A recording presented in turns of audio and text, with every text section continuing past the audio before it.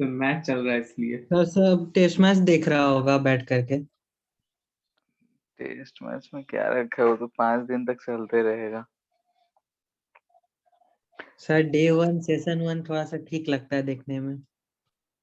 हाँ, इंग्लैंड का 2 विकेट गिर चुका है। हाँ, जो रूट और ये क्रॉली बैटिंग कर रहा था। हम्म। चलो ठीक है। तो क्वेश्चंस किए थे एचसी वर्मा का। हम्म। तो दो चार ही बना था शुरू यस वाला। सर।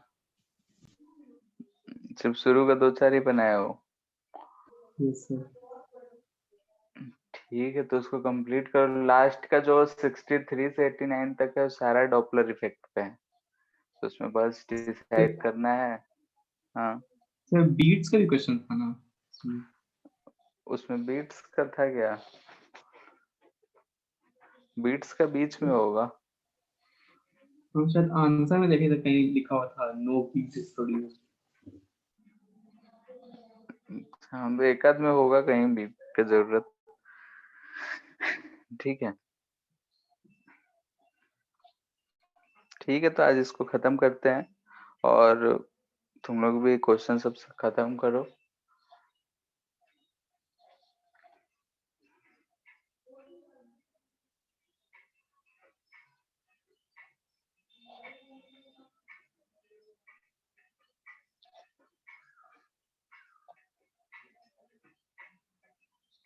ठीक है, standing wave in air column, जिसे जनरली हम लोग जो एयर कॉलम बोलते हैं वो एक पाइप होता है जिसे हम लोग ऑर्गन पाइप कहते हैं।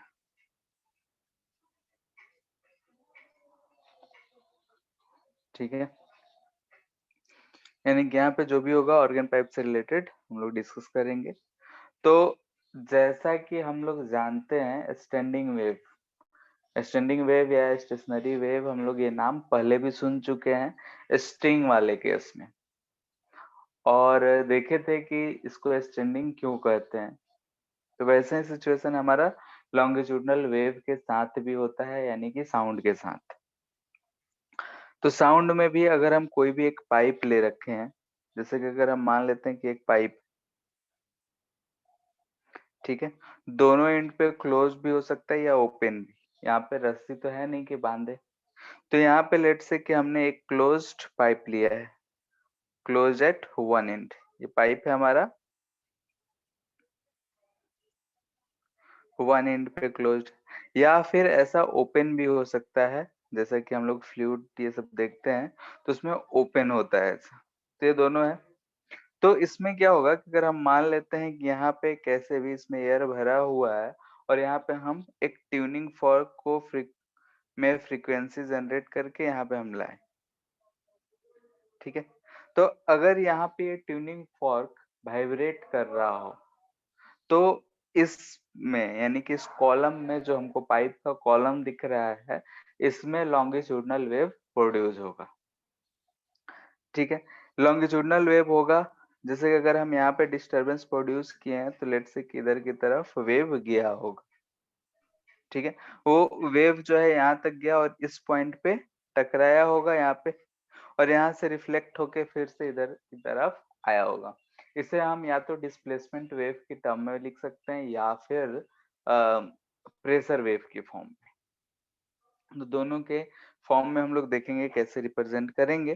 तो फिलहाल अगर हम देखें कि किसी एक पॉइंट की डिस्प्लेसमेंट की बात कर रहे हैं, तो ये पॉइंट जो है यहाँ पे अपने मेन पोजीशन पे वाइब्रेट करेगा और वेव आगे की तरफ बढ़ता जाएगा। यहाँ जो सरफेस है, इस सरफेस से टकरा के वेव फिर वापस आ जाएगा, फिर यहाँ पे आएगा, फिर ऐसा ही ये सिलसिला चलता रहेगा।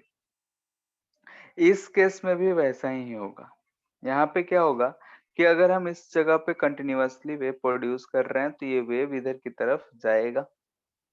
ठीक है, ये वेव जाएगा। अब अगर हमसे कोई पूछ सकता है कि यहाँ पे जो सरफेस है ये तो ओपन है, अगर सरफेस ओपन है तो ये वेव टकरा के वापस कैसे आएगा।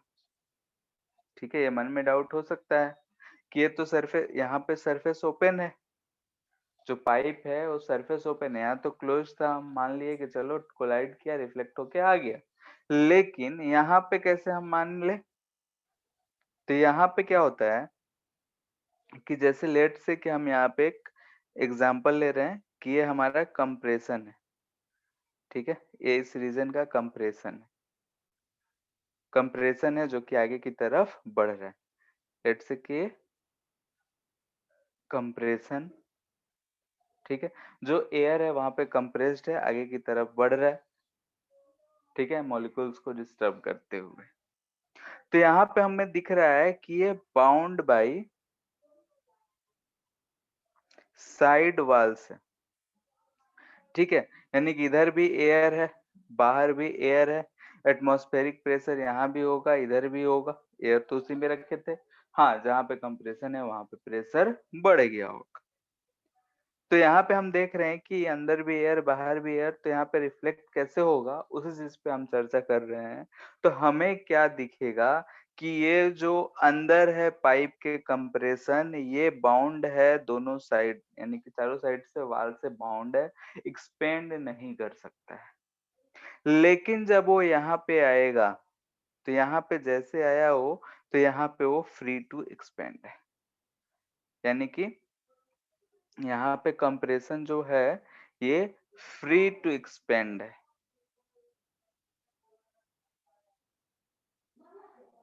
ठीक है, यानी कि ये जो है चारों तरफ ऐसा एक्सपेंड कर सकता है, जैसे ही एंड पे आया एक्सपेंड कर जाएगा, एक्सपेंड कर जाएगा तो इसमें और इसमें फर्क पड़ जाएगा, यानी कि ये जो क्राइटेरिया है, इसी क्राइटेरिया के कारण हम बोलते हैं कि जो वेव है यहाँ पे कुछ बहुत रिफ्लेक्ट होगा।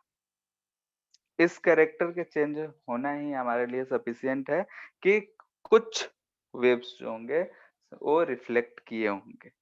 तो यहाँ पे हमने समझा कि अगर हमारा जो एक पाइप है, सिंपली हम पाइप बोल रहे हैं, जिसे ऑर्गन पाइप बोलते हैं, ऑर्गन पाइप इसलिए क्योंकि रेडियस हम लोग कम रखते हैं, ज्यादा भी हो, कभी एक्सपेरिमेंट भी हो सकता है, बहुत लोग किए हो, रोड के नीचे ऐसा पाइप लगा होता है, उसमें निकल के चिल्लाओ तो आवाज अजीब टाइप का आता है, ठीक है, या फिर एक पाइप लिए हैं, एक एंड से बोलते हैं, दूसरे एंड पे बोलते हैं सुनो, ठीक है, तो वहां पे नॉर्मल आवाज नहीं पहुंचता है, नॉर्मल कुछ और जाता है, और हम जब पाइप से बोलते हैं तो कुछ और तरीके से जाता है। तो अंदर में क्या हुआ रहता है, तो कोलिजन कुछ हुआ रहता है।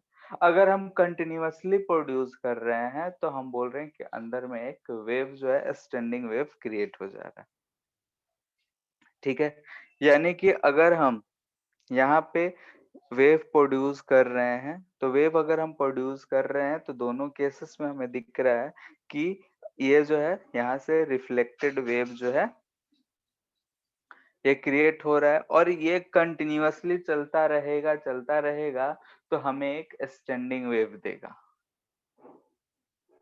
ठीक है, यानी कि दोनों केसेस में हमें स्टैंडिंग वेव मिल सकता है। क्लियर है इतना? तो दूसरे वाले रिफ्लेक्ट कैसे हुआ सर, फिर से समझाइए ना। फर्स्ट केस में रिफ्लेक्शन तो सबको क्लियर है कि यहाँ से ये जो वेव है, मान लेते हैं कि ये वेव है, आगे की तरफ जा रहा है, यहाँ टकराएगा यहाँ पे, और इधर की तरफ आ जाएगा, अगर एनर्जी की बात करें, ठीक है। पार्टिकल की ऑसिलेशन की बात करेंगे तो यहाँ का पार्टिकल जो होगा फ्रीली ऑसिलेट कर सकता है इधर का, लेकिन यहाँ वाला पार्टिकल ऑसिलेट नहीं कर पाएगा, इधर की तरफ नहीं जा पाएगा।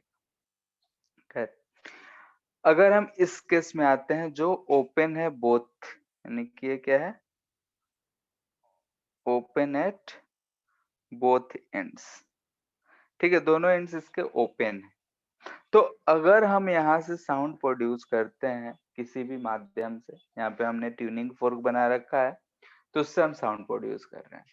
तो अगर हम यहाँ से साउंड प्रोड्यूस कर रहे हैं तो हमारा सवाल ये है कि इस ऑर्गन पाइप के अंदर भी एयर है, बाहर भी एयर है, तो जब इस इंटरफेस पे हम आ रहे हैं तो इस इंटरफेस पे हमें वहां रिफ्लेक्शन कैसे मिलेगा, ठीक है। तो इस चीज के लिए हम लोग देखते हैं कि अगर ये वाला एंड है, यहाँ पे अगर हम देखें कि एक हम कंप्रेशन को कंसिडर करें, ये एक कंप्रेशन है जो कि पाइप के अंदर है, अगर ये कंप्रेशन पाइप के जब अंदर है तो एक्सपेंड नहीं कर सकता है, सिर्फ ये फ्री है आगे जाने के लिए, इसका एक्सपेंशन नहीं हो सकता है क्योंकि चारों तरफ से पाइप का वाल जो है उसको कंप्रेस करके रखा होगा, क्योंकि यहाँ का प्रेशर ज्यादा है और प्रेशर ज्यादा है तो साइड से वो एक्सपेंड होना चाहेगा, लेकिन पाइप के वाल जो है उसको एक्सपेंड नहीं होने देगा, ये सिर्फ आगे की तरफ बढ़ पा रहा है। लेकिन जैसे ही वो इस एंड पे पहुंचा, यहाँ पे जब वो कंप्रेशन पहुंचा, उस समय इसको रोकने वाला साइड से कोई नहीं है, ये एक्सपेंड करता जाएगा, ऐसा ही होगा। यस ठीक सर। है, यानी कि यहाँ पे हमें क्या मिल रहा है कि अंदर का एयर और बाहर जो इसके जस्ट बाहर एयर यहाँ पे मौजूद है, इसमें थोड़ा सा मीडियम का हमको इनसाइड जो पाइप के अंदर है और जो पाइप के बाहर है, इसमें मीडियम का थोड़ा सा डिफरेंस हमें करेक्टर पता चल रहा है, और यही करेक्टर जो है, इसी करेक्टर की वजह से हम बोलते हैं कि इट इज सफिशिएंट कि कुछ वेव्स जो है टकरा के वापस आ रहे होंगे, तो इसी चीज से हम मानते हैं कि रिफ्लेक्शन हो रहा है। क्लियर है ये? सर मतलब जो ऑर्गन पाइप के जस्ट बगल में जो एयर था उसी से टकरा हाँ के वेव वापस आएगा। हाँ, जैसे यहाँ पे ये आया तो एक्सपेंड कर गया, तो यहाँ का जो मीडियम है और इसके जस्ट अंदर का है, दोनों में थोड़ा सा डिफरेंस आ गया, यस सर। उसी डिफरेंस की वजह से हम बोलते हैं कि ऐसा होता है। तो जैसे अगर लाइट वेव जाता है एयर से वाटर में तो फिर उसका कुछ पार्ट रिफ्लेक्ट भी होता है उसी तरह से। हाँ, वहाँ समझ सकते हैं वैसा ही कुछ। ठीक है, लेकिन वहां पे हमें दिख रहा है कि एक एयर मीडियम है और दूसरा वाटर मीडियम है। यहाँ पे बहुत बार पूछा जाता है या फिर लोग कंफ्यूजन में रहते हैं कि अंदर भी एयर था बाहर भी एयर था, तो फिर डिफरेंट मीडियम कैसे हुआ? बात समझ आ रहा है क्या कर रहे हैं? Yes sir. ठीक है, बस वही चीज हम समझा रहे हैं कि डिफरेंट मीडियम अगर हम समझ गए तो रिफ्लेक्शन तो हम जानते ही हैं। ठीक है, तो यहाँ से हमें क्या दिख रहा है कि ऐसा सिचुएशन होने से हमें एक डिफरेंट कैरेक्टर मिल रहा है एयर में, और उसी की वजह से हम बोल रहे हैं कि दो डिफरेंट अलग अलग मीडियम टाइप का बिहेवियर हो रहा है, और इसलिए थोड़े से वेव जो है रिफ्लेक्ट होके आ रहा है। क्लियर है? Yes sir.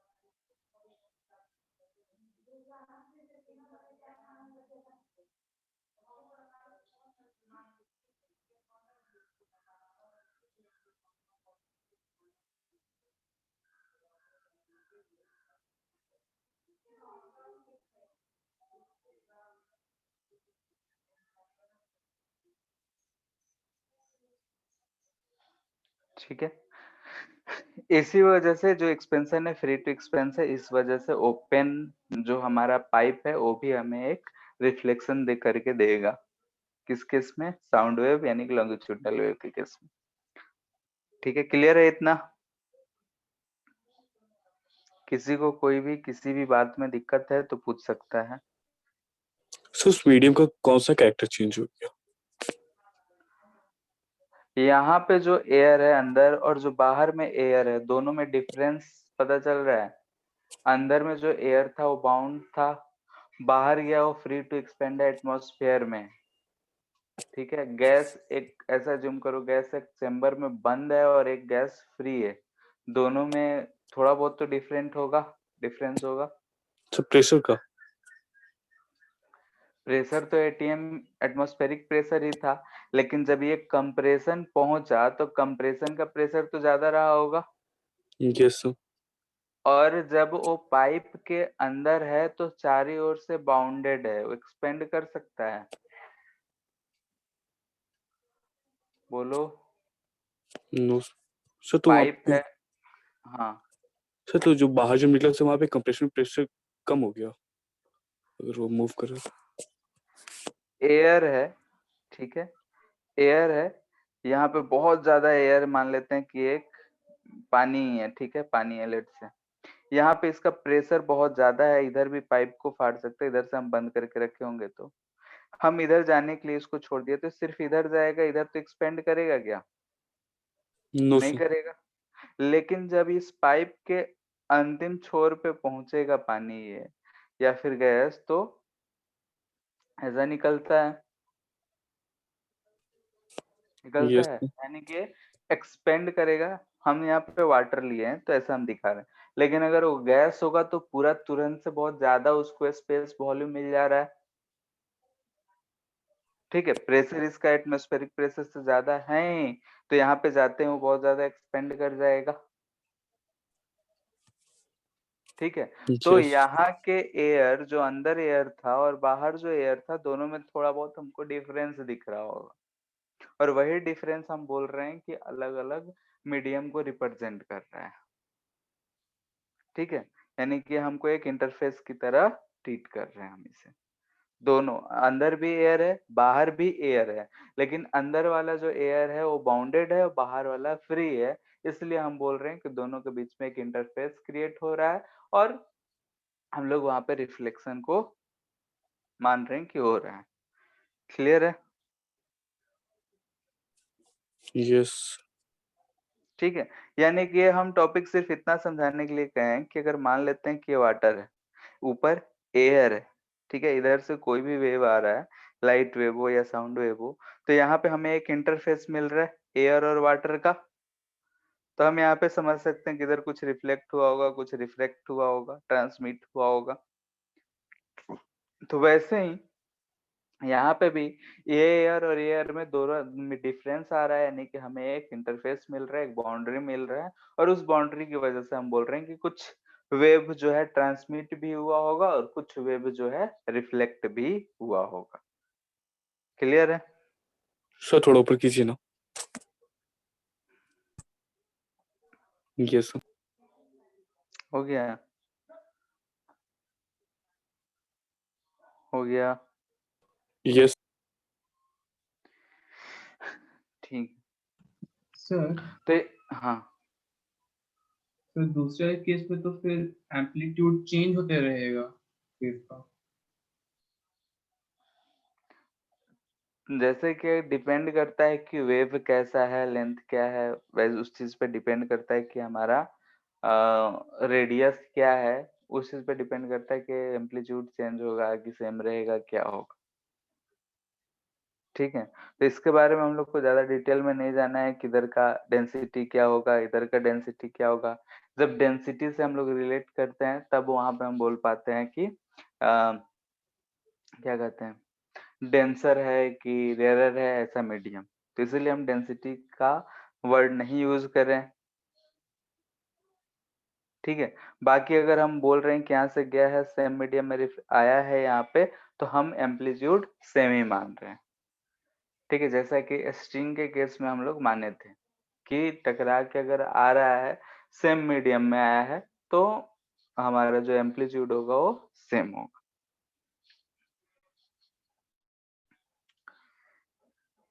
ठीक है, तो यहाँ पे हमने समझा कि अगर हमारे पास पाइप है क्लोज्ड, क्लोज में भी हम लोग ऐसा नहीं देता है कि हाँ सरफेस पूरा बंद है, बोल देगा कि पाइप है इसको हम पानी में ऐसे डुबो दिए, तो पानी में डुबो दिया यानी कि एंड हमारा क्लोज की तरह बिहेव करेगा, ठीक है।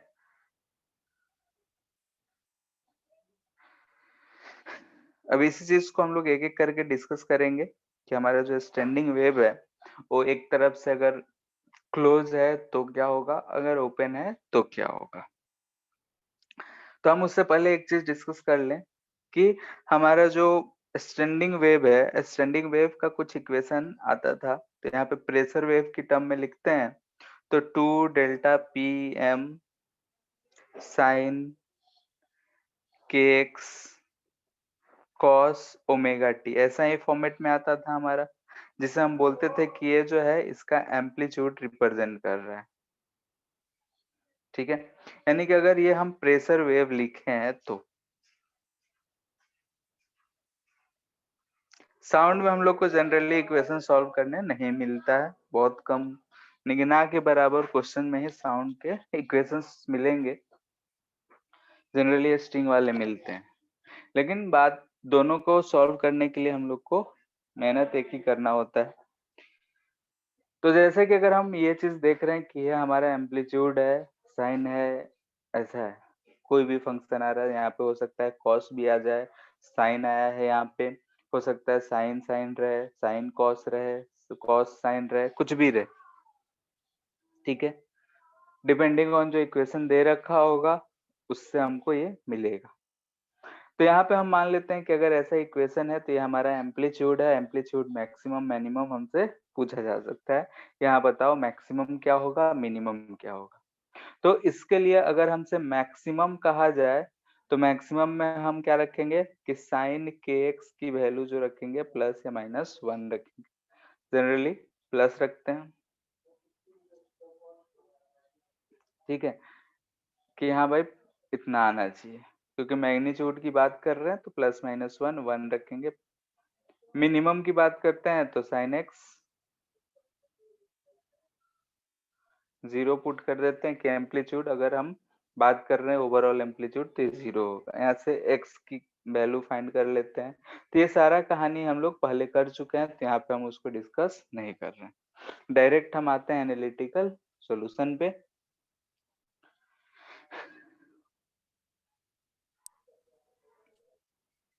सो हाँ सो प्रेशर तो मिनिमम -1 पे देगा। क्या सो प्रेशर का मिनिमम, ग्राफ,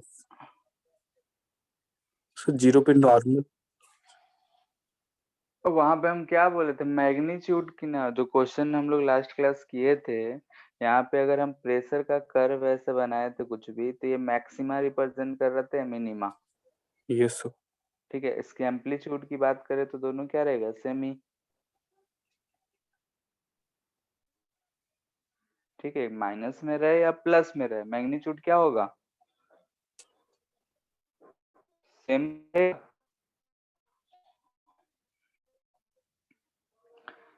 ठीक है, अब हम डिस्कस कर रहे हैं ऑर्गन पाइप जो है क्लोज है दोनों एंड से, उसके लिए यहाँ पे एनालिटिकल डिस्कशन करेंगे, उसी से हमारा सारा काम हो जाएगा, इक्वेशन के चक्कर में नहीं पड़ेंगे। इक्वेशन अगर देगा तो सॉल्व करने आता है।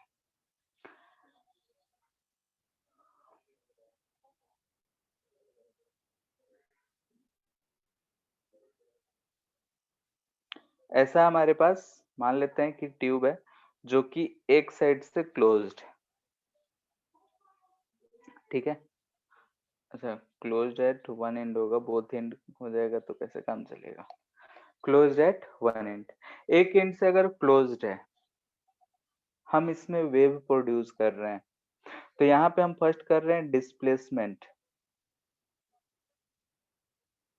हम डिस्प्लेसमेंट ऑफ पार्टिकल को रिप्रेजेंट करेंगे और इसमें हम लिखेंगे प्रेशर कैसे वेरी कर रहा होगा उसको रिप्रेजेंट करेंगे, ठीक है, डिस्प्लेसमेंट ऑफ पार्टिकल, यानी कि जो पार्टिकल ऑसिलेट कर रहा है उस चीज को हम इस चीज में रिप्रेजेंट करेंगे।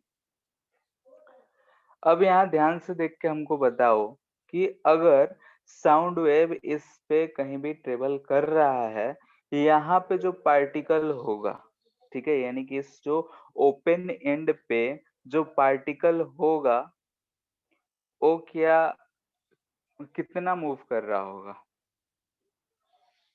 बोलो, ये अपना पूरा मैक्सिमम एम्पलीट्यूड मूव कर सकता है। ये सो वैसे ही अगर हम इस पे कहीं भी पॉइंट ले वो सारे के सारे मैक्सिमम मूव कर पा रहे होंगे, लेकिन अगर हम इधर की तरफ आ जाए, यहाँ पे इसके करीब आए, तो वो जो पार्टिकल है वो क्या अपना मैक्सिमम एम्पलीट्यूड मूव कर पा रहा हो, नहीं, इधर जो एक गैस डायरेक्शन पार्टिकल है में, किसी भी डायरेक्शन में, इस डायरेक्शन में एक डायरेक्शन में तो मान लेते करेगा हैं, ना। इस डायरेक्शन में आएगा, लेकिन इसके बगल वाला जो पार्टिकल होगा उसको प्रेस करेगा, यानी कि इस डायरेक्शन में भी उसको पूरा खुला आजादी नहीं है ऑसिलेट करने के लिए। मान लेते हैं कि वो उसका मेन पोजीशन है, और मेन पोजीशन है तो हम उसको डिस्प्लेस करेंगे। तो ऑसिलेशन करने के लिए उस मीन पोजीशन से लेफ्ट राइट दोनों तरफ टू एंड फ्रो मोशन होना चाहिए। ठीक है, ऐसा होगा उस पार्टिकल का? No sir. ऐसा तो होगा नहीं। यानी कि अगर हम डिस्प्लेसमेंट ऑफ पार्टिकल की बात कर रहे हैं, यानी कि ऐसा अगर हम देख रहे हैं तो पार्टिकल जो है इस पोजीशन पे ये मैक्सिमम एम्पलीट्यूड जा सकता है, लेकिन ये जाएगा कि नहीं ऐसा हम नहीं कर सकते हैं। लेकिन अगर हम देखें तो अगर वो डिस्प्लेस ना हो तो वहां पे अपने जगह पे तो रह ही सकता है। ऐसा होगा। यानी कि जब भी हम डिस्प्लेसमेंट ऑफ पार्टिकल का देख रहे हैं तो इस केस में हम क्या मानेंगे कि जहां पे ओपन एंड है यहाँ पे हमें क्या मिलेगा? Anti node. Anti node. ठीक है, और इस जगह पे क्या मिलेगा? जहां पे नोड। भी नोड मिलेगा। ठीक है, यानी कि इसके लिए अगर हम कर्व बनाएंगे तो एक ही वेव के लिए हम बना रहे हैं तो ऐसा हम बना सकते हैं। ऐसा कुछ बनेगा। ठीक है, ऐसा कुछ बनेगा नहीं कि डिस्प्लेसमेंट ऑफ पार्टिकल दिखा रहे हैं तो यहाँ वाला पार्टिकल भी अपना पूरा डिस्प्लेस नहीं हो पाएगा। वैसे ही करते करते अगर देखेंगे तो लास्ट वाला पार्टिकल हमें रेस्ट में दिखेगा और नोड दिखेगा, यानी कि हम डिस्प्लेसमेंट दिखा रहे हैं। यहाँ पे जो पार्टिकल होंगे डायरेक्शन ऑफ वेव में ऑसिलेट करेंगे, भले ही कर्व हम ऊपर की तरफ दिखाए हो, यानी कि इस पार्टिकल का एम्पलीट्यूड हम ऐसे दिखाए हो, लेकिन वही होगा। ध्यान रहे। प्रेशर की बात करते हैं। ठीक है, अब प्रेशर इस एंड पे और इस एंड पे कहाँ पे ज्यादा होगा, कहाँ पे कम होगा? इस एंड पे इधर एयर है, एटमॉस्फेरिक प्रेशर होगा तो इससे जस्ट अटैच्ड है तो इसका भी प्रेशर लगभग उतना ही होगा। Yes sir. ठीक है, तो हम जो डेल्टा पी लिख रहे हैं यहाँ पे डेल्टा पी क्या होगा? 0। लेकिन इस जगह पे जो पार्टिकल है सारे के सारे पार्टिकल इसको अंदर की तरफ प्रेस कर रहे होंगे, ये भाग नहीं पा रहा होगा, तो यहाँ पे डेल्टा पी जो होगा वो मैक्सिमम कुछ रह रहा होगा।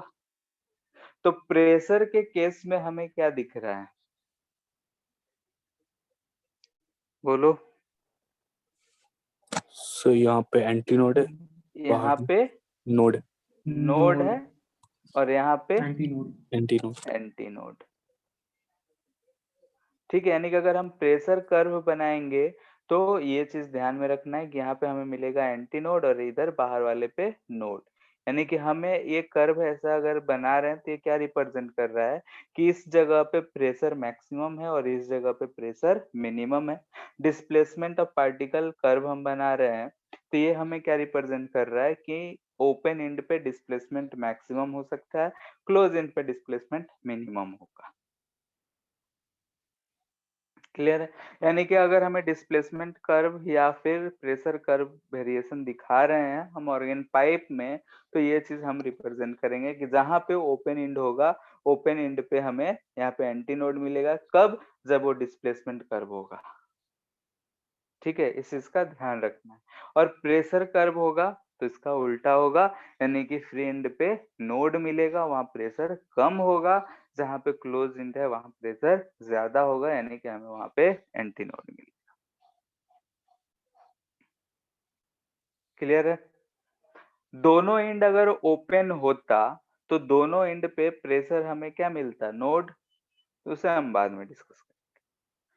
खैर, अब इसके हम मोड्स ऑफ वाइब्रेशन डिस्कस कर रहे हैं। ऑसिलेशन लिखते हैं।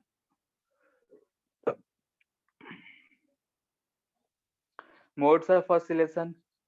मोड्स ऑफ ऑसिलेशन में हम लोग क्या फाइंड करते थे ये तो पता ही है। ठीक है, यहाँ पे एक चीज लिख देते हैं। हम लोग फ्रीक्वेंसी फाइंड करते थे और फ्रीक्वेंसी क्या लिखते थे हम लोग? Velocity upon lambda. Yes sir. ठीक है, तो फ्रीक्वेंसी हम लोग लिखते थे वेलोसिटी अपॉन लेमडा। यहाँ पे गैसेस है तो वेलोसिटी अंडर रूट क्या आएगा? बोलो, under root beta by rho. ठीक है, अब लेप्लेस करेक्शन बोलेगा कि हम लेंगे कि न्यूटन फॉर्मूला लेंगे तो उसके हिसाब से अपना ले लेंगे वेलोसिटी।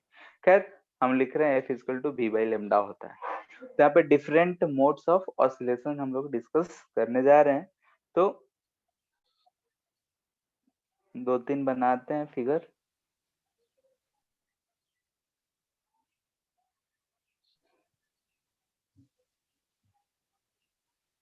ठीक है, सबका लेंथ हम एल ही ले रखे हैं, ये भी एल ही है, ये भी एल ही है। ठीक है, हम इसमें मान लेते हैं 2-2 बनाना पड़ेगा।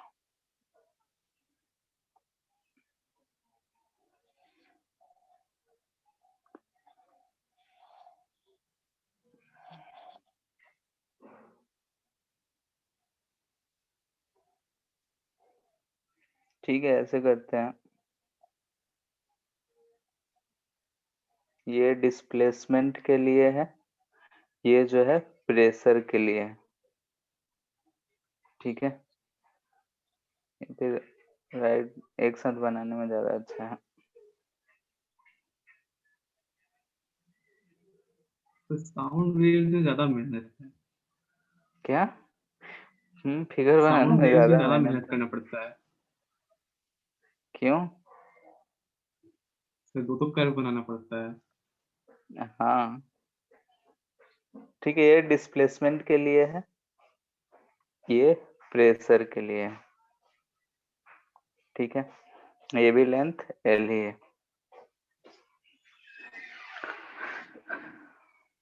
तो अगर हम डिस्प्लेसमेंट कर्व बनाएंगे तो कैसे बनाएंगे? 2 पॉइंट्स हैं, यहाँ पे हमारा क्या होगा, मैक्सिमम, और यहाँ पे ऐसा मिनिमम। प्रेशर में उल्टा हो जाएगा। ठीक है, यहाँ पे हमें सिर्फ एक पहला ही एक ही कर्व मिल रहा है, ये हमारा क्या है, नोड है, इसमें ये एंटी नोड है, यहाँ पे इसमें नोड है, यहाँ पे एंटी नोड है। ठीक है, दोनों में डिफरेंस है, ध्यान रखना है। अब यहाँ पे हम आते हैं, इस केस में अगर हम फ्रीक्वेंसी लिखेंगे तो क्या लिखेंगे बताओ? यहाँ फिगर है तो हमारा ऐसा कुछ दिख रहा है। ठीक है, अगर हम पूरा कर्व बनाए, पूरा वेव बनाए तो ऐसा मिलेगा, यानी कि हमें ये जो लेंथ है ये हमें कितना मिल रहा है, लेमडा बाई 4। V/4L। ठीक है, यानी कि अगर हम इस पूरे वेव, यानी कि वेव को ही रिप्रेजेंट कर रहे हैं हम, तो इसका ये सिर्फ एक पार्ट ही हमें मिल रहा है, यानी कि डिस्टेंस हमें कितना मिल रहा है, लेमडा बाई 4। ठीक है, यानी कि यहाँ पे हमें क्या मिल रहा है, lambda L equal to lambda by 4 है। दिस इम्प्लाइज दैट कि लेमडा इजकल टू 4L। अगर लेमडा यहाँ पे हमें 4L मिल रहा है तो फ्रीक्वेंसी कितना मिल जाएगा, So V/4L। V by 4L। ठीक है, ये जो फ्रीक्वेंसी है इसे हम क्या नाम देंगे, फंडामेंटल, फंडामेंटल।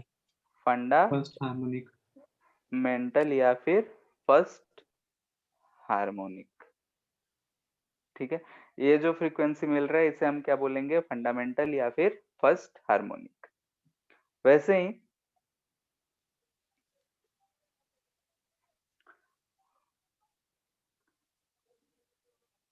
ये भी एल ही है। ठीक है,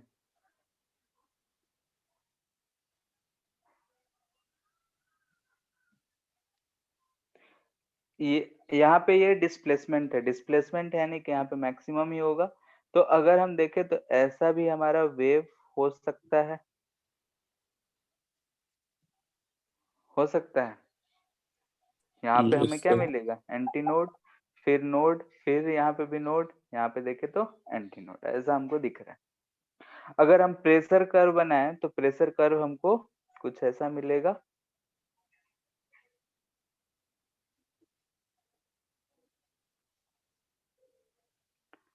ठीक है, प्रेशर वाला हमको डिस्प्लेसमेंट का जस्ट उल्टा मिलेगा। ठीक है, तो यहाँ पे अगर हम इस केस में देखें तो यहाँ पे हमको L कितना मिल रहा है बताओ, 3 लैम्डा बाई 4। 3 λ/4। 3 लेमडा बाई 4 सबको दिख रहा है, यहाँ से यहाँ तक ये लेमडा बाई 2। यानी कि अगर हम एक कर्व को ऐसे बनाते हैं तो हमें इतना लेंथ पूछा जा रहा है, तो ये टोटल लेमडा होता है। तो ये जो डिस्टेंस है ये हमें दिख रहा है 3 लेमडा बाई 4 है, तो इसलिए हम L इजकल टू लिख रहे हैं यहाँ पे 3 लेमडा बाई 4, यानी कि लेमडा लिख सकते हैं 4L बाई 3। अगर लेमडा इतना तो यहाँ पे हम फ्रीक्वेंसी 2 क्या लिखेंगे 3v/4l, यानी कि हम इसे लिख सकते हैं 3f1। ये 3 टाइम्स है फंडामेंटल फ्रीक्वेंसी का, तो इसे हम क्या नाम देंगे third first harmonic. Overtone, overtone या फिर थर्ड हार्मोनिक। Third harmonic. ठीक है, ये 3 टाइम्स है फंडामेंटल का, तो इसे हम बोलेंगे थर्ड हार्मोनिक। जैसा कि हम स्ट्रिंग के इसमें लिए थे वैसा ही यहाँ पे भी simple वैसा ही चलेगा। ठीक, अगर ऐसा फॉर्म हो रहा है बोलेंगे कि it is in first overtone या फिर थर्ड हार्मोनिक। ऐसा ही एक और बना ही देते हैं। सर हम्म सर अगर हम लोग लगातार बोल रहे हैं एक ऑर्गन टाइप में, तो हम लोग को कैसे पता चलेगा स्टैंडिंग वेव फॉर्म हो रहा है? इन्वर्टर जो होता है उसमें देखते हैं। ठीक है, मेथड है साउंड वेव का स्पीड फाइंड करने के लिए, तो इसी ट्यूब का यूज करते हैं। उसमें एक पाउडर डाला है, वो पाउडर बनाता है। उसको नोड की जगह पे रख देते हैं। आप पूरे ट्यूब में ही रहता है। ठीक है, आगे बात करेंगे उसके बारे में। फिलहाल यहाँ पे अगर देखते हैं तो ये एल है, ये 2 ट्यूब है, डिस्प्लेसमेंट है तो यहाँ पे मैक्सिमम होगा। यहाँ पे 2 नोड बनाने हैं इसमें।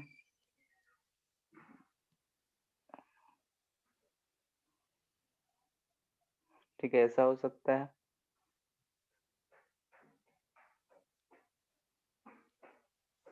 ठीक है, ऐसा हो सकता है। तो इसमें हमें क्या डिस्टेंस दिख रहा है, एल इजकल टू 5λ/4 दिख रहा है सबको। यहाँ से यहाँ तक ये लेमडा दिख रहा है और ये λ/4 दिख रहा है। Yes sir.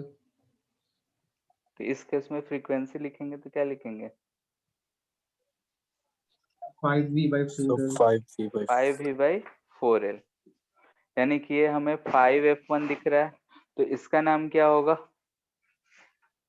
Second second overtone. Harmonic So second overtone. overtone, overtone. ठीक है, या फिर fifth harmonic. fifth harmonic. Fifth harmonic. ठीक है, यानी कि रस्सी का जो है, जो एक एंड ओपन रहता था उसकी तरह ट्रीट हो रहा है, यानी कि एक फ्री एंड जो था वैसा था। तो यस इन सर। जनरल क्या लिख सकते हैं, फ्रीक्वेंसी एफएन अगर लिखना हो तो क्या लिखेंगे, बोलो। So 2n plus 1 by 4. v/4l। Yes. अगर n 0 रखते हैं तो n 0 से शुरू करना पड़ेगा यहाँ पे। यस सर ठीक अगर है। 1 रख, पहले वाले केस में ये भी कंप्लीट वेव नहीं था।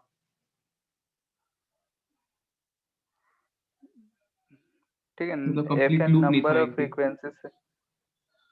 ठीक है, अगर बिना लूप का नंबर से लिखे f1 f2 f3 लिखे हैं तो उस तरीके से अगर यहाँ पे रखे 2n-1 तो हो जाएगा। सर 2n+1 डाल दीजिए और वहाँ पे fn+1 लिख दीजिए। तो उसमें ज्यादा दोनों हो सकता है। ठीक है, फंक्शन बनाना है वो अपने हिसाब से हम कुछ भी लिख के याद रख सकते हैं। ये ऐसे रखने से क्या है कि अगर n इजकल टू 1 2 से शुरू करेंगे, यहाँ पे n+1 रखना पड़ेगा और n 0 से शुरू करना पड़ेगा, बस इतने का अंतर होगा। ठीक है, ये लिख रहे हैं इसलिए क्योंकि अगर हमको फ्रीक्वेंसी पूछेगा तो हम डायरेक्टली 1 2 3 पुट करके फाइंड कर सकते हैं। f1 निकालना हो तो हमें v/4l, f2 निकालना हो तो 3v/4l, f3 निकालना हो तो ऐसा हम लोग लिख सकते हैं।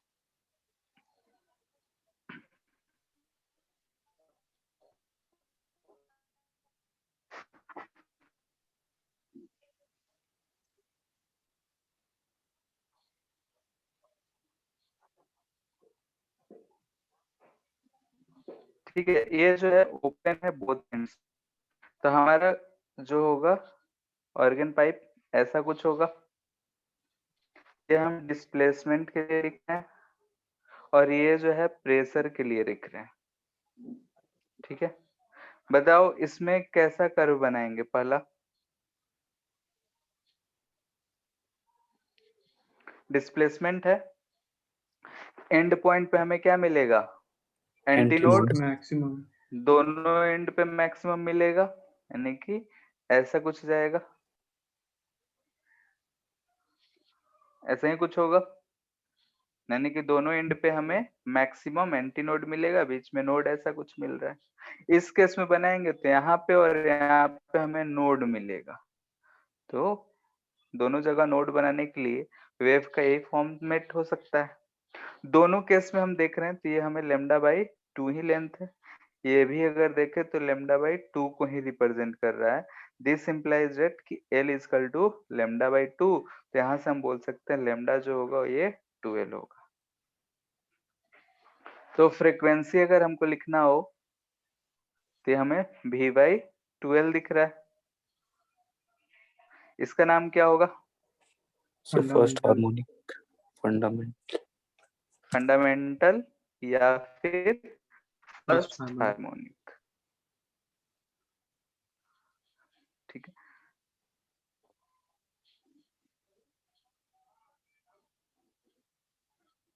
अब तो कहानी पता चल ही गया होगा क्या करना है। Yes sir. ठीक है, इसमें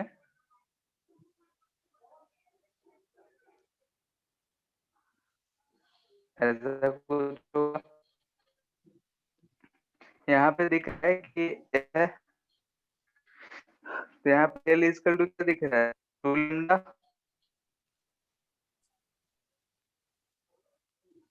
सर लैम्डा। दिख रहा है, अच्छा हाँ लैम्डा। ठीक है, ये आधा आधा हुआ लेमडा बाई 2 लेमडा बाई 2। यहाँ से अगर देखें तो ये हमको L इजकल टू लेमडा दिख रहा है, तो L इजकल टू लेमडा, तो फ्रीक्वेंसी कितना, V बाई लेमडा। ठीक है, यानी कि इसे हम लिख सकते हैं 2V बाई L, L यानी कि 2F1। ठीक है, तो इसे हम क्या बोलेंगे बताओ, फर्स्ट ओवरटोन या फिर second harmonic, second second harmonic. Harmonic. ठीक है, हमें दिख रहा है कि फंडामेंटल का 2 टाइम्स है, तो सेकेंड हार्मोनिक। ऐसे ही पढ़ सकते हैं, हम डायरेक्टली जनरल लिख रहे हैं। अगर हमको फ्रीक्वेंसी लिखना हो FN, तो हम क्या लिखेंगे बताओ, ये लिखेंगे, यस 1 रखेंगे तो फंडामेंटल, 2 रखेंगे तो फर्स्ट ओवरटोन, 3 रखेंगे सेकंड ओवरटोन, ऐसा चलता रहेगा। और इसका जनरल नाम क्या होगा, n-1th ओवरटोन। ठीक है, 1 रहेगा तो उस समय पे हम लोग क्या लिखेंगे, फंडामेंटल है, या फिर nth हार्मोनिक। हार्मोनिक। ठीक है, इसमें जनरल, इसमें क्या लिखेंगे,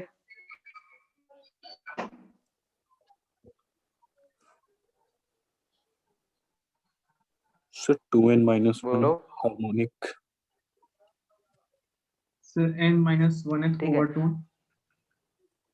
हाँ 2n-1 हार्मोनिक, हार्मोनिक या फिर n-1th ओवरटोन। 1 रखेंगे तो 0 हो जाएगा, यानी फंडामेंटल, 2 रखेंगे तो फर्स्ट। ठीक है,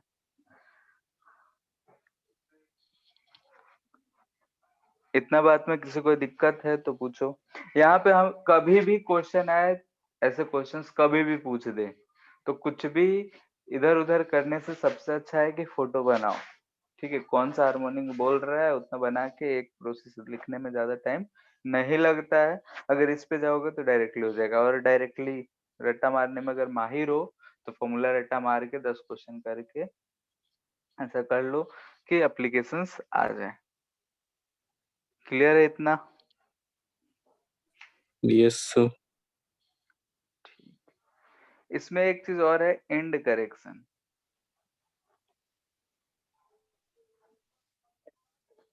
ठीक है, एंड करेक्शन है तो उसमें एंड करेक्शन को करना पड़ेगा। वो एंड करेक्शन क्या है?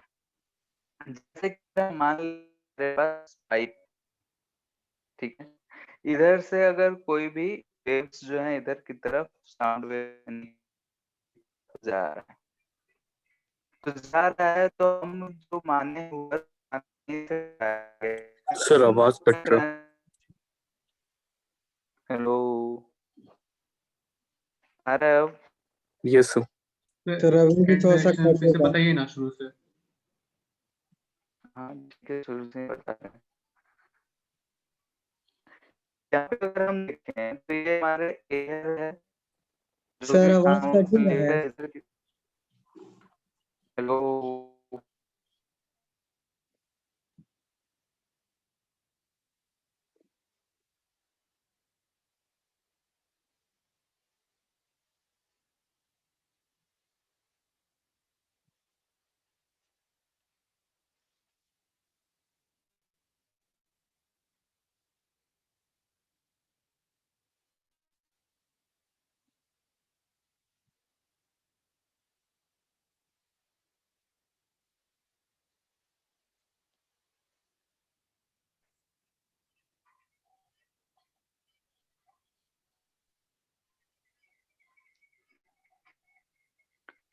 Hello, yes yes sir. Sir. आ रहा है आवाज? Yes sir. सर स्क्रीन ही दिख रहा। स्क्रीन में hello, yes yes sir. Sir. आया स्क्रीन अब? यस सर आ गया। यस सर आ गया। ठीक है, तो यहाँ पे अगर हम देख रहे हैं तो एयर है, ये जो है इधर की तरफ जा रहा है, ये जो एंड है ये ओपन एंड है। तो ओपन एंड पे एयर जो है टकरा के इधर आएगा, तो हमने माना कि इधर भी एयर एक्सपेंड कर रहा है, फिर से उसमें कुछ चेंजेस आ रहा है, वापस आ रहा है। तो ये यहाँ पे डायरेक्टली जो है इसी एंड से ऐसा टकरा के वापस नहीं आएगा, बल्कि थोड़ा सा हमें लगेगा कि इधर इसका लेंथ इंक्रीज लगेगा। यानी कि जो वेव है, यानी कि यहाँ पे जो हम बोल रहे थे कि पार्टिकल का मैक्सिमम ऑसिलेशन है, ऑसिलेशन इधर की तरफ हो रहा था, फ्री एंड पे ये पार्टिकल है इधर की तरफ ऑसिलेट हो रहा होगा, यानी कि यहाँ तक वो आ रहा होगा। ठीक है, यानी कि अगर हम ऑसिलेशन ऑफ इस पार्टिकल की बात कर रहे हैं, ऑसिलेशन ऑफ पार्टिकल की बात कर रहे हैं, तो ये पार्टिकल जो है यहीं तक नहीं बल्कि कुछ आगे से आके फिर वापस जा रहा होगा। ठीक है, तो इसी चीज को हम लोग करेक्ट करने के लिए बोलते हैं कि ये जो है लेंथ को हम लोग जो एल ले रहे थे वो इतना लेंथ हमें बढ़ाना पड़ेगा, तो इसे हम बोलते हैं इंड करेक्शन। ठीक है, यानी कि अगर हमारे पास ऐसा एक ट्यूब है, तो हमें क्या लगेगा कि ये जो मैक्सिमम है वो ऐसा है, ये हम डिस्प्लेसमेंट का लिए ड्रॉ करें हैं ऐसा, यानी कि इसका लेंथ हम ये एल ले रहे थे, लेकिन बल्कि ये इतना लेंथ जो है ये ज्यादा चला होगा, ये ज्यादा दूर तक आया होगा। तो ये जो ई से लिखे हैं इसे हम बोलते हैं एंड करेक्शन। ठीक है, वैसे ही अगर दोनों एंड ओपन रहा तो ये भी हम डिस्प्लेसमेंट का ही बना रहे हैं, तो हमें क्या लगेगा,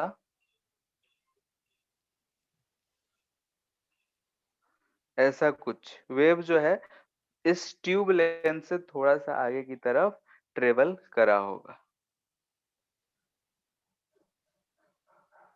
hello, yes yes sir. Sir. ठीक है, नहीं, हमको लगा फिर से साइलेंट हो सब, आवाज गया क्या? ठीक है, तो यहाँ पे हमें क्या दिखता है कि ये जो वेव है वो थोड़ा सा आगे से जाके आया है, तो इस चीज को हम लोग बोलते हैं कि एंड करेक्शन है और इसे ई से लिखते हैं। तो एंड करेक्शन जो हमें मिलता है, ई जो मिलता है एक्सपेरिमेंटल वैल्यू या 0.6 इंटू आर आता है। ठीक है, इस चीज को याद रखना है, 0.6 इंटू आर। आर क्या है? तो रेडियस ऑफ ट्यूब है, पाइप बोलो या फिर ट्यूब, उसका रेडियस है। जितना ज्यादा रेडियस उतना ज्यादा एंड करेक्शन हमको जरूरत पड़ेगा, जितना पतला रहेगा उतना ही कम एंड करेक्शन होगा। ठीक है, अगर हम एंड करेक्शन को कंसिडर करते हैं, एंड करेक्शन, अगर हम एंड करेक्शन को कंसिडर कर रहे हैं, तब अगर हमारा एक एंड क्लोज्ड रहे, इस केस में अगर हम फ्रीक्वेंसी लिखेंगे तो क्या लिखेंगे बताओ? 2n-1 v/4l आता था। यस यहाँ सर, एल की जगह अब क्या लिखेंगे? एल प्लस ई। एल प्लस ई।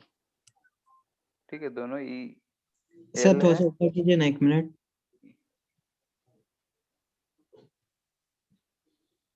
हो गया सर। सर वहां पे आपने एम्पलीट्यूड क्यों नहीं लिया क्लोज टू इसमें, क्या ई का वैल्यू? ई का वैल्यू मतलब? सर वहां पे मीन पोजीशन है, तो सर वो मैक्सिमम तो एम्पलीट्यूड के बराबर जाएगा ना बाहर, जो एंड करेक्शन है। अच्छा, ये ई जो है एक्सपेरिमेंटल वैल्यू है, 0.6 आर आता है। ठीक है, इसको थ्योरी से कोई लेना देना नहीं है, इसलिए हमने डायरेक्ट याद रखना है। वहां पे हम माने कि यहाँ पे एक पॉइंट होता तो जाता, लेकिन ये पॉइंट जो है जरूरी तो है नहीं कि वो ए तक ही जाए, बाहर भी तो एयर मॉलिक्यूल्स हैं, वहां एनर्जी जाके खत्म हो जा रहा है, एक्सपेंड हो जा रहा है इधर की तरफ। तो उतने एम्पलीट्यूड दूरी तक जा पाएगा या नहीं जा पाएगा, इसके बारे में हम कमेंट नहीं कर सकते, इसलिए। ठीक है, अगर दोनों एंड ओपन हो, ठीक है, ये क्या है? वन एंड क्लोज्ड है, फिगर देख के समझ में आ रहा है, तो हमें कैसा मिलेगा? ऐसा कुछ। सर पतला ट्यूब के लिए नेग्लेक्ट कर सकते हैं ना, क्या? पतला ट्यूब के लिए नेग्लेक्ट कर सकते हैं ना हाँ, एंड करेक्शन को। ट्यूब लंबा हो गया।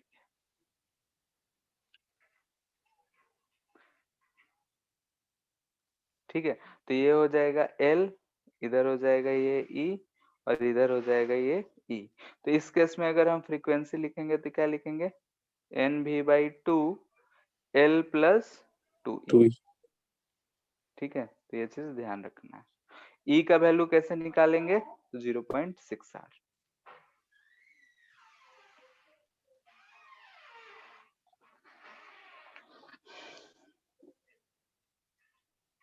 इतना में किसी को दिक्कत है तो पूछो।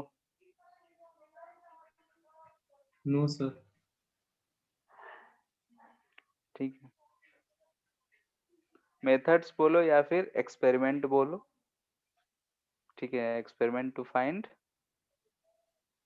Speed of sound in air. ठीक है, एयर में अगर हमको स्पीड ऑफ साउंड फाइंड करना है तो हम कैसे करते हैं? तो एक है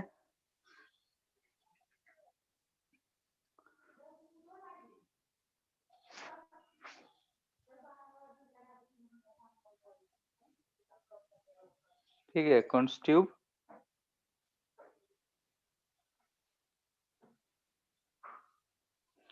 इसमें जो होता है क्या होता है कि एक ट्यूब लेते हैं हम लोग,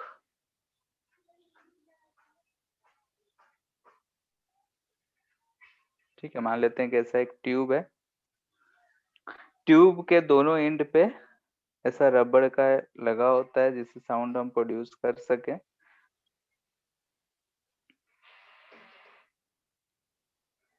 ठीक है, यहाँ पे एक रॉड कनेक्टेड होता है इससे, और रॉड में यहाँ पे मान लेते हैं कि एक क्लैंप। ठीक है, सी ऐसा है। ठीक है, ये एंड जो है यहाँ पे ऐसा मान लेते हैं कि कनेक्टेड। वैसा ही एक एंड इधर भी है, ये जो है लेंथ को छोटा बड़ा करने के लिए लगा होता है। ठीक है, लेंथ को हम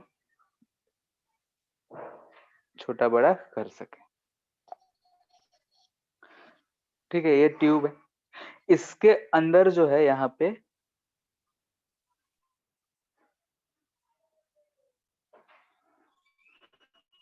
पाउडर डला होता है।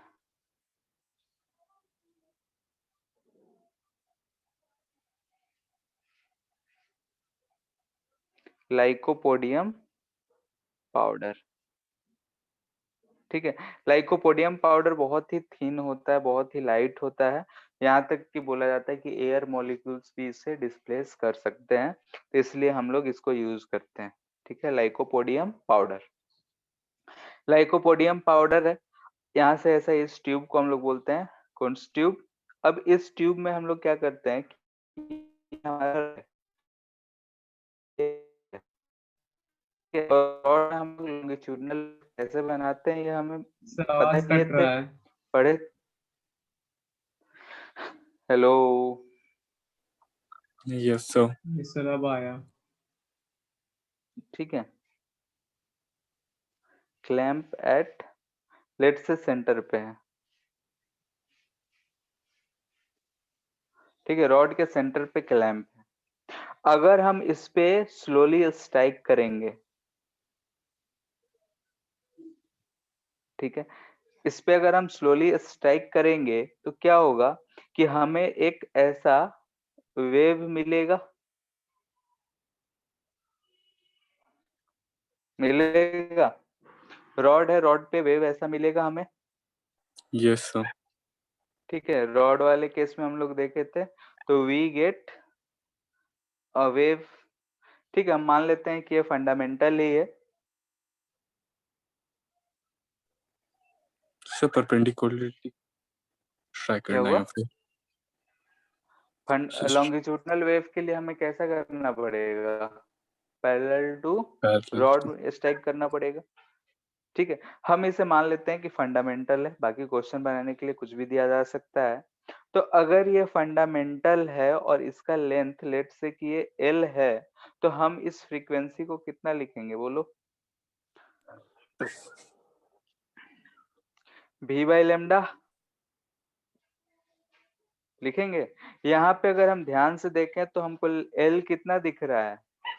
Lambda by 2, lambda equal to 12, यानी कि हम v बाई 12 लिख सकते हैं। ठीक है, अब ये जो है रॉड है तो हम इसमें जो वेलोसिटी लिखेंगे वो वेलोसिटी कैसे लिखेंगे?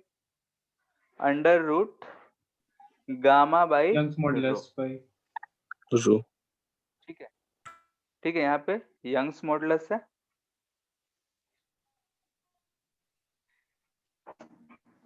एंड रो जो है वेलोसिटी, वेलोसिटी करें डेंसिटी।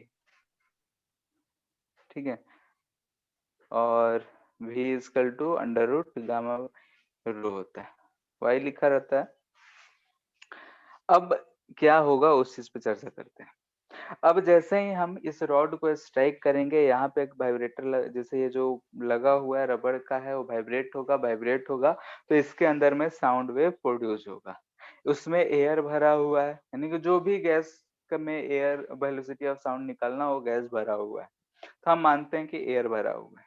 जब हम एयर इसमें भरा हुआ है और ये वेव जो है क्रिएट होगा, यानी कि वेव जब फॉर्म होगा, तो वेव फॉर्म करने के बाद क्या होगा? जैसे कि वेव जब फॉर्म हुआ इसके बीच में, ठीक है, हम पूरा नहीं बना रहे हैं, पार्ट ही बना रहे हैं। ठीक है, ऐसा है।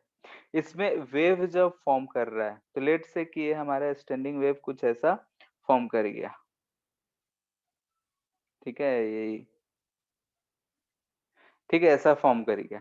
तो जो पाउडर रखा हुआ है नीचे में, वो ऐसा अपना शेप बना लेगा, यानी कि जहां पे कम होगा ऐसा कुछ पाउडर जो है ऐसा शेप बना लेगा। ठीक है, यानी कि जो ये जो हम बोल रहे हैं कि ये शेप ऑफ पाउडर हो जाता है। ठीक है, जब वेव हम क्रिएट करना शुरू करते हैं तो नीचे जो पाउडर है वो डिस्प्लेस होते होते होते फाइनली एक फिक्स शेप ऐसा क्रिएट कर लेता है। अगर ऐसा फिक्स शेप को क्रिएट कर लिया तो हम ये बोल रहे हैं शेप ऑफ पाउडर है, ये हमको कहीं पे क्रिस्ट और ट्रफ जैसा दिख रहा है। अगर हम दो ऐसे डिस्टेंस, हम दो मैक्सिमा के बीच का डिस्टेंस अगर हम फाइंड कर लें और इसे हम एल एच बोल देते हैं, तो हमें क्या मिलेगा कि ये जो एल एच है ये क्या lambda of sound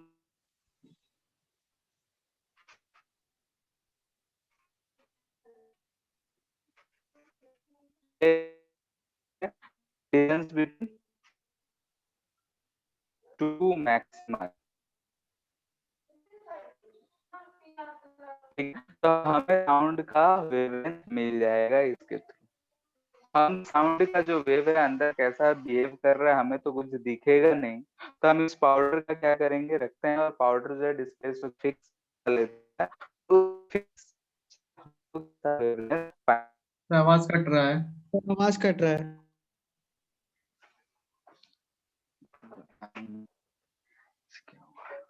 hello, yes sir.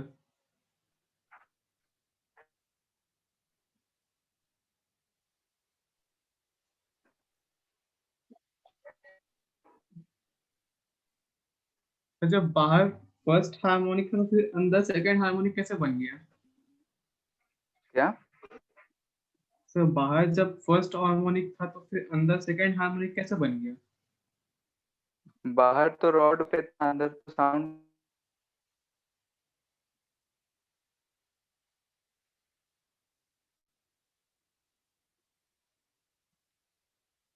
Sir LH तो सर लैम्डा बाई 4 होगा ना?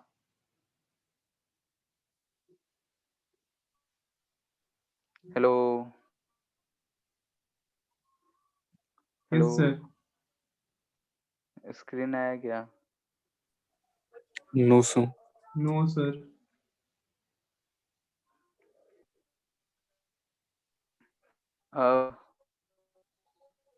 सर आया है, थोड़ा काला काला है। काला है पर पूरा।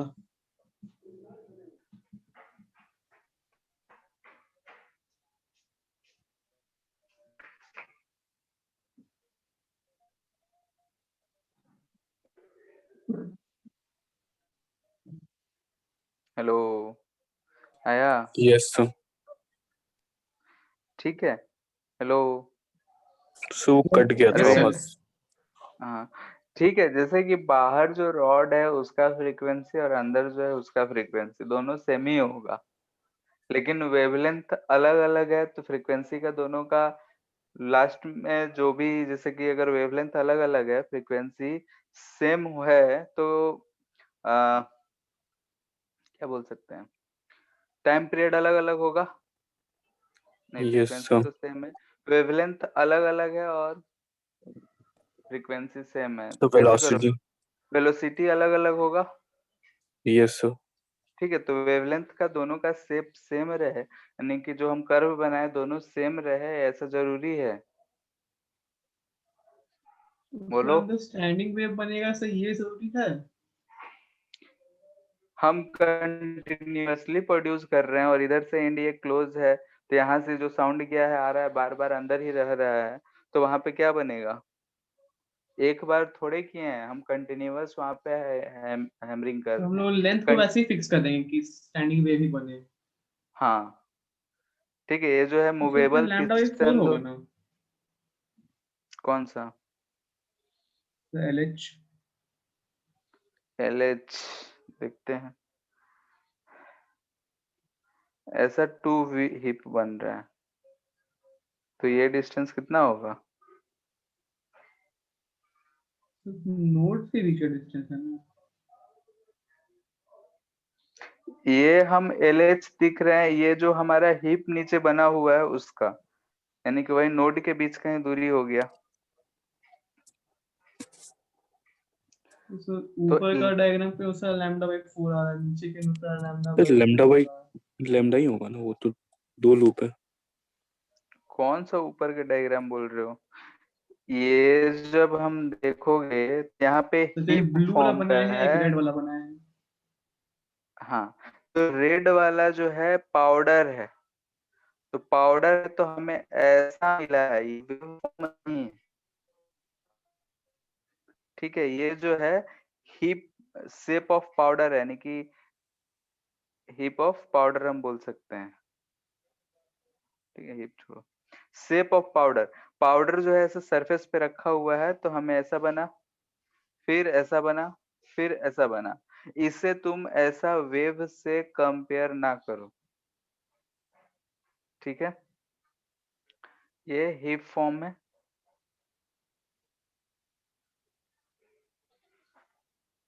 क्लियर है? ये जो पाउडर हम सरफेस पे रखे हैं, ये पाउडर हमें ऐसा मिल रहा है, तो ये मिनिमा है और ये मैक्सिमा ऐसे से कंपेयर नहीं करना है। बात क्लियर है? इसको तो वैसे नहीं कंपेयर करेंगे तो फिर लैम्डा बाई 2 कैसे हुआ? वो लैम्डा बाई 4 होगा ना? हाँ, वो उस पे हम उस पे आ रहे हैं। यहाँ पे ये जो हिप है, तो ये एक ही दो के बीच का अगर हम दूरी कुछ भी लिखें, तो ये हिप कहाँ फॉर्म करा होगा? ऊपर अगर हम देखें तो ये एक नोड है और ये एक नोड है, ये दो नोड के बीच का दूरी है। Yes sir. ठीक है, यानी कि जो ऐसा अगर हम बनाए होंगे, कैसा है,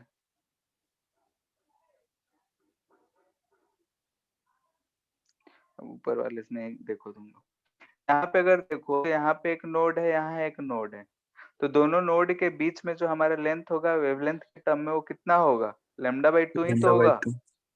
यस सर, यस। अब बात क्लियर है? तो यहाँ पे हम ये लेंथ मेजर कर रहे हैं हिप का, क्योंकि हमें तो नोड दिख नहीं रहा है। हमें नोड दिखेगा क्या? नहीं, नोड हमें दिखेगा नहीं, तो हम क्या करें, हिप के बीच जो शेप बन रहा है उसमें दो मैक्सिमम है, उनके बीच का दूरी हम फाइंड कर रहे हैं, जिसे हम LH बोल रहे हैं। और वो जो LH है होगा, वो दो नोड्स के बीच का दूरी होगा। Yes yes sir. सर। ठीक है, तो यहाँ से LH जो है वो क्या है? डिस्टेंस बिटवीन टू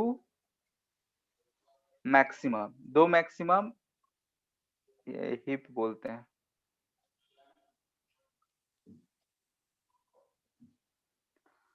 ठीक है, दो हिप्स ऑफ पाउडर यानी कि दो कंटिन्यूअसली है, इसे हम LH कह रहे हैं। ठीक है, और दो हिप्स बने हैं यानी कि वहां पे दो नोड्स होंगे, तो दो नोड्स के बीच का दूरी LH बाई 2 बोल रहे हैं। तो यहाँ से हमें क्या मिल रहा है? दिस इम्प्लाइज दैट कि वेवलेंथ ऑफ जो भी साउंड उस एयर में है वो 2LH मिल रहा है। तो यहाँ से हम फ्रीक्वेंसी क्या लिख सकते हैं? V by 2LH। अब हम ये जानते हैं कि ये फ्रीक्वेंसी और यहाँ पे ये जो फ्रीक्वेंसी है दोनों सेम होगा। ठीक है, yes sir. Since frequency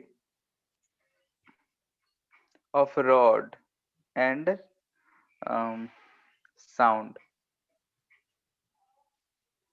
is same. ठीक है, यानी कि F0 जो है Fs के बराबर है। तो यहाँ से हम दोनों का वैल्यू पुट कर ले रहे हैं। F0 कितना आया था? तो 1/2L under root rho by, sir gamma by rho. ये आया है। ठीक है, 2L0 ये इक्वल टू किसके हो जाएगा? V by 2LH। तो यहाँ से हमें क्या मिल जाएगा? Velocity of sound.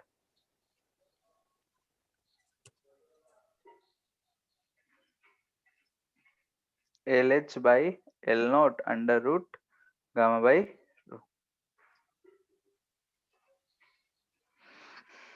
ठीक है, नट्स ट्यूब बोलते हैं इसको, कुंस ट्यूब। और इसमें LH क्या है? तो दो हिप्स के बीच का दूरी है, एंड L0 क्या है? तो रॉड का लेंथ है under root gamma by rho.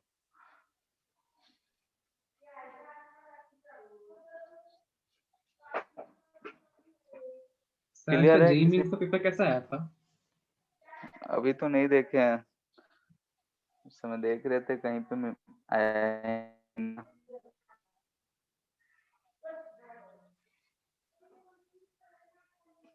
Sir हम लोग लेकिन इसमें तो वो फॉर्मूला तो एक जगह यूज कर ही लिए, कौन सा साउंड वाला। कौन सा? जो गामा बाई रो हम लोग यूज किए, अंडर गामा बाई रो वाला। तो रॉड के लिए नहीं यूज किए थे? सर ये स्पीड ऑफ द साउंड लोग किस मीडियम में फाइंड करने के लिए यूज करते हैं? एयर में, गैसेस मीडियम मान लेते हैं, कोई भी गैस रख के उसमें अगर फाइंड करना हो तो। ठीक है, वो भी जो पहले हम लोग निकाले थे under root beta by rho, वो भी क्या है, थ्योरेटिकल है, उससे भी निकाल सकते हैं। दूसरा तरीका ये है। तीसरा तरीका रेजोनेंस ट्यूब।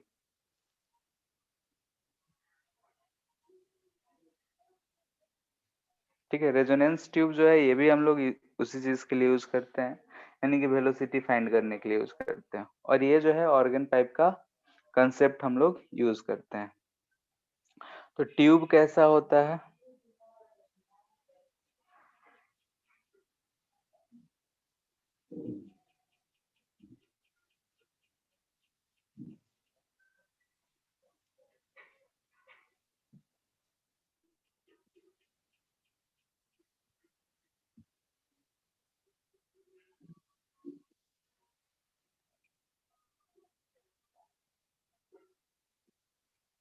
ठीक है, ऐसा कुछ apparatus होता है।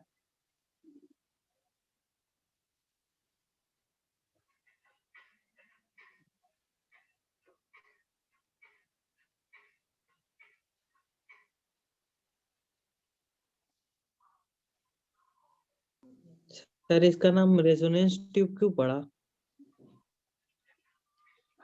रेजोनेंस के कंसेप्ट को यूज करते हैं इसलिए।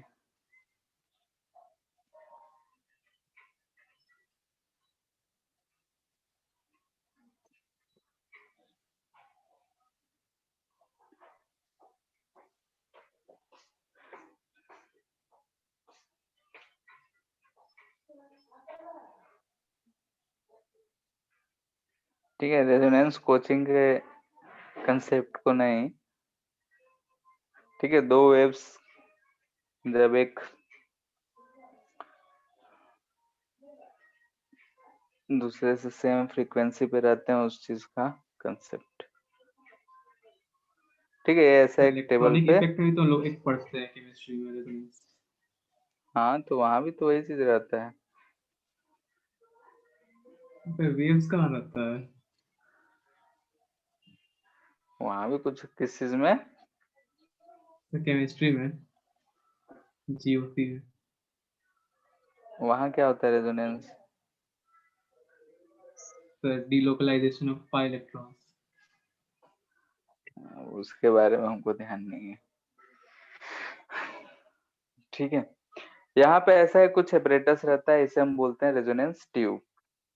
ठीक है, ये पहले हम लोग क्या करते हैं, initially at t equal to 0, इसको हम टी ट्यूब बोलते हैं और इसे आर बोलते हैं। ठीक है, तो ट्यूब टी जो होता है फुल करके रखते हैं, फुल ऑफ वाटर। ठीक है, हम क्या किए हैं कि पहले जो है इधर वाला लेफ्ट वाला ट्यूब है उसे हमने फुल करा है। ये जो लगा हुआ है ये पानी भरने निकालने के लिए है, यानी कि ये रिजर्वियर है। ठीक है,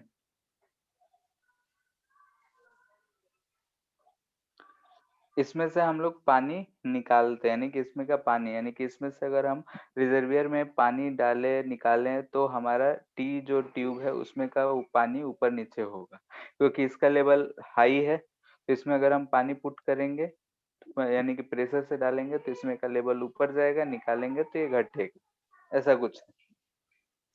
पहले हम इसमें टी वाले में पानी पूरा फुल रखते हैं, पूरा फुल रखे हैं, और यहाँ पे हम इसको वाइब्रेट करते हैं, यानी कि इसको हम ऑसिलेशन दे रहे हैं। तो इसका कुछ फ्रीक्वेंसी से हम ऑसिलेट करके यहाँ पे जब हम पुट करेंगे तो यहाँ पे हमें वेव क्रिएट होगा, और ये हमें एक ऑर्गन पाइप की तरह दिखेगा जो कि एक एंड से ऐसा बंद है। यानी कि ये हम बोल सकते हैं behaves as organ pipe sir closed at oscillation से 180। फिर से बताइए ना, हाँ ऑस्किलेशन से फिर से बताइए ना। ठीक है, यहाँ पे अगर हम इस जो हमारा ये इसका नाम फिर भूल गए, क्या बोलते हैं, ट्यूनिंग ऑसिलेटर है, फॉर्क। ठीक है, हाँ ट्यूनिंग फोर्क, ठीक है, ट्यूनिंग फोर्क है। ट्यूनिंग फोर्क से अगर हम इसको ऑसिलेट कर रहे हैं, यानी कि अगर इससे हम ऑसिलेट कर रहे हैं, तो यहाँ से हमारा जो भी फ्रीक्वेंसी है, यानी कि जो भी वेव निकलेगा, यानी कि हम सिंपली क्या कर रहे हैं कि साउंड प्रोड्यूस कर रहे हैं, और यहाँ पे हम इसके एंड में अंदर की तरफ भेज रहे हैं। अब भेज रहे हैं तो हमने इसका लेवल पहले पूरा फुल था, धीरे धीरे घटाना शुरू किए। धीरे धीरे घटाना जब शुरू करेंगे तो हमें एक वेरिएबल ऑर्गन पाइप, यानी कि जिसका लेंथ वेरिएबल हो वैसा बिहेव होगा। ऐसा ही होगा कि इसका लेंथ जो होगा वेरी करेगा। तो हो सकता है कि अगर हम जब इसका लेवल घटाते हैं, तो जब भी ये जो पानी का सरफेस है नोड की तरह ट्रीट बनता है, तो उस समय बहुत ही आवाज करता है, यानी कि बाकी के टाइम कंपैरिजन में वहां पे बहुत ही हमें साउंड प्रोड्यूस होगा। ठीक है, क्लोज इन है। तो ऐसा अगर हम मान लेते हैं कि साउंड जो है हमारा वेव प्रोड्यूस कर रहा है, ठीक है, तो हम ये वाला लेंथ L1 और ये लेंथ L2 फाइंड कर लेंगे। यानी कि हम धीरे धीरे क्या करेंगे कि slowly reduce level of water in tube T. ठीक है, ट्यूब टी में हम लेवल ऑफ वाटर को धीरे धीरे रिड्यूस करेंगे, एंड जब भी जो साउंड है स्टैंडिंग वेव फॉर्म करेगा और जो एंड है वहां पे नोड जब क्रिएट होगा, तो वहां पे हमें अजीब तरीके का साउंड सुनाई देता है, तो हम समझ जाएंगे कि वहां पे नोड आ गया है। अगर नोड आ गया है तो हम लेंथ को फाइंड कर लेंगे, यानी कि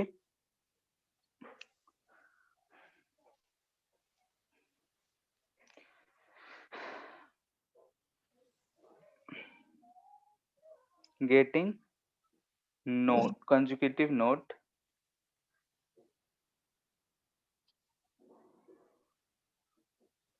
at water surface.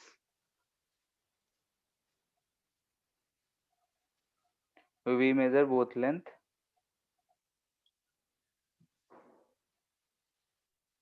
ठीक है, हम क्या करेंगे, दोनों लेंथ मेजर कर लेंगे कंसेक्यूटिव, यानी कि एक बार मिला, फिर घटाते घटाते गए, फिर दोबारा मिला, तो हम पहला लेंथ लिए, दूसरा लेंथ लिए।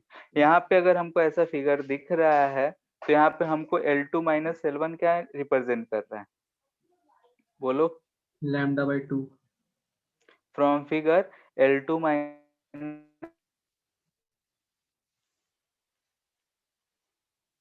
के बीच का दूरी रिप्रेजेंट कर रहा है, यानी कि हम बोल सकते हैं ये कि λ/2 होगा। यानी कि यहाँ से हमें लेमडा मिल गया 2L1 माइनस L2। अब लेमडा मिल गया तो हम क्या करेंगे, हमें जो ऑसिलेटर है ट्यूनिंग फोर्क है उसका फ्रीक्वेंसी तो पता होगा। ठीक है, we have frequency of tuning fork. ठीक है, या ऑसिलेटर उसका बोल रहे हैं कि सर आवाज कटना फिर शुरू हो गया।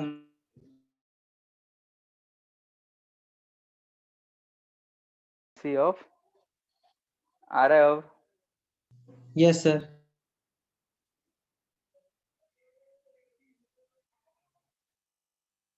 साउंड वेव डायरेक्टली, ठीक है, साउंड वेव के फ्रीक्वेंसी के बराबर होगा, यानी कि हम लिख सकते हैं F naught equal to v by lambda, लिख सकते हैं। दिस इम्प्लाइज दैट कि v sound equal to lambda. Lambda कितना है, तो 2L2 माइनस L1 था ना, yes sir. L2 minus L1 into, यहाँ से हमें मिल जाएगा फ्रीक्वेंसी, अब फ्रीक्वेंसी बोल रहे हैं वेलोसिटी ऑफ साउंड। ठीक है, यानी कि हर जगह काम यही सब करना है। ध्यान रहे ऐसे क्वेश्चंस में बोलेगा कि कभी कभी कि फिफ्थ हार्मोनिक में ऑसिलेट कर रहा है, तो मैं 2 लेंथ नहीं देके सिर्फ एक लेंथ देगा, बोलेगा फिफ्थ हार्मोनिक में। तो याद रखना पड़ेगा कि एक एंड क्लोज्ड है, फिफ्थ हार्मोनिक है, यानी कि एन क्या यूज करना है 3। क्लियर है? Yes sir. ठीक है, तो इतना कुछ हम लोग को जानना है। अब एचसी वर्मा और बुकलेट पूरा कंप्लीट करो। एक टॉपिक और रह गया, बीट्स। तो भी छोटा सा टॉपिक है 5-10 मिनट का, तो उसे खत्म कर लेंगे नेक्स्ट क्लास में और फिर क्वेश्चंस डिस्कस करेंगे। ठीक है, तो एचसी वर्मा और बुकलेट कब तक खत्म करोगे? कल डिस्कस करोगे या नेक्स्ट वीक मंडे को? Next week. So next week. Yes sir, ठीक है, नेक्स्ट वीक। ठीक है, तो सॉल्व एचसीबी प्लस बुकलेट तो साउंड 26 को वेव। क्लास होगा 26 को क्या है? फ्राइडे, परसों। तो उस दिन क्या है? सर कल तो खत्म हो जाएगा ना? हाँ, तो बाकी सबका कहाँ खत्म हो रहा है? सर पूछे कंबाइंड क्लास लगेगा उस दिन? कंबाइंड में तुम लोग क्या करोगे? इन लोग का तो अभी पीछे का बचा हुआ है, तो वही सब होगा। सो हम लोग के 11 सर खत्म होने में कितने दिन लगेगा? और अभी तो टाइम लगेगा। फ्लूइड है, फिर पूरा वेव है, ये है थर्मोडायनेमिक्स, हीट, ये सब। हीट ये सब में 16 लेक्चर के आसपास लगा था ना हम लोग को। Yes sir. तो हीट 16 ट्रांसफर में 4, थर्मोडायनेमिक्स में भी 4 ही लगा था, केटीजी में 3 के आसपास था, कैलोरीमेट्री 2 में हो गया था। सब मास्टर कंप्लीट हो जाएगा। 16 लेक्चर के आसपास लगेगा हीट एंड थर्मोडायनेमिक्स में, और इधर फ्लूइड, इलास्टिसिटी, सरफेस टेंशन, इस सब में 8 या 9, तो 25, कम से कम 25-26 लेक्चर लगेगा तब जाके होगा। एक वीक में 5 मिल रहे हैं, यानी 5 सप्ताह। सर 2 अप्रैल महीने का लग ही जाएगा। क्या? सर 2 महीना के आसपास तो लग ही जाएगा। नहीं, एक महीना में 20 दिन मिल जा रहा है ना। सब मार्च के एंड तक खत्म हो जाएगा। मार्च का एंड या फिर फरवरी या अप्रैल 5-10 तक। सर रिवीजन का टाइम नहीं मिलेगा? मुश्किल ही लग रहा है। सर तो फिर 12 में कितना टाइम लगेगा कंप्लीट होने में? अप्रैल में अगर 11 खत्म हुआ तो? 12 तो पिछले बार का जून में शायद शुरू हुआ, जून से दिसंबर लास्ट तक खत्म हो गया। सर इस पे क्वेश्चन हम ही लोग का तो करवाइएगा सब दिसंबर। और ये 12th का जो चला था क्लास, तो बहुत हाई क्या? स्पीड से रहा था। 15 क्लास तक था स्पीड पर वीक में। क्या? सर 12th का जो क्लास चला था तो बहुत हाई स्पीड से रहा था ना, 15 क्लास तक था पर वीक। हाँ, स्पीड ज्यादा रखना ही पड़ा था ना, बिना स्पीड के कैसे होता। तुम लोग का भी तो इतना पीछे हो गया है। Yes sir. ठीक है, सर इसमें ठीक है क्वेश्चन ही फिर। करवाइएगा। हाँ, वेव कल का। वही करेंगे, बीट्स खत्म करके इसमें सारे क्वेश्चंस करेंगे, लास्ट के जो क्वेश्चन टॉपिक्स हैं उस सबके। सर ठीक है, फ्राइडे और को फिर नया चैप्टर या फिर नया चैप्टर ही शुरू करेंगे। सर नेक्स्ट वीक एक कंबाइंड क्लास लगेगा, उसके बाद फिर अलग हो जाएगा। हाँ, तो तुम लोग का ये मैथ्स और केमिस्ट्री का खत्म हो गया है क्या 11th का पूरा? सर मैथ्स का हो चुका है, 12th का 2 टॉपिक खत्म हो चुका है। अच्छा, कौन-कौन सा?